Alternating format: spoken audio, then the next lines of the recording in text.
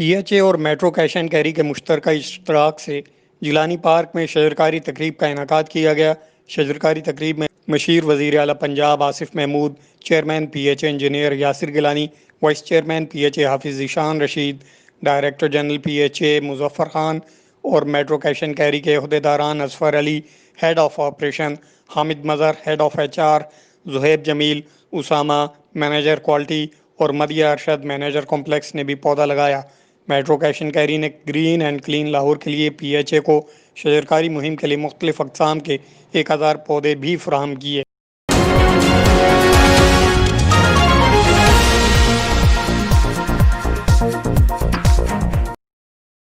مشیر وزیر اعلیٰ پنجاب آصف محمود نے اس موقع پر کہا کہ سرسبز اور شاداب لاہور کے لیے شجرکاری مہم میں سرکاری اور نیم سرکاری اداروں کا تعاون خوش آئند ہے۔ پی ایچ اے وزیر اعظم عمران خان کے vision clean and green Pakistan کے لیے کوشاں ہے۔ Chairman P H A engineer Yasir Gilani نے کہا کہ شہر میں شجرکاری مہم کو کامیاب بنانے کے لیے سرکاری اور نجی اداروں کو باقاعدہ شامل کرنے کے لیے مسلسل رابطے میں ہیں،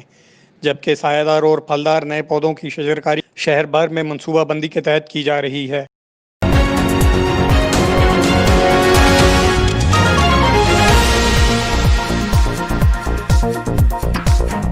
voice chairman P H A Hafiz Zeeshan Rashid نے کہا کہ دور حاضر کے مصنوعی ماحول میں شجرکاری وقت کی اہم ضرورت ہے۔ درخت اور پودے ماحولیاتی آلودگی کو کنٹرول کرنے میں اہم کردار ادا کرتے ہیں۔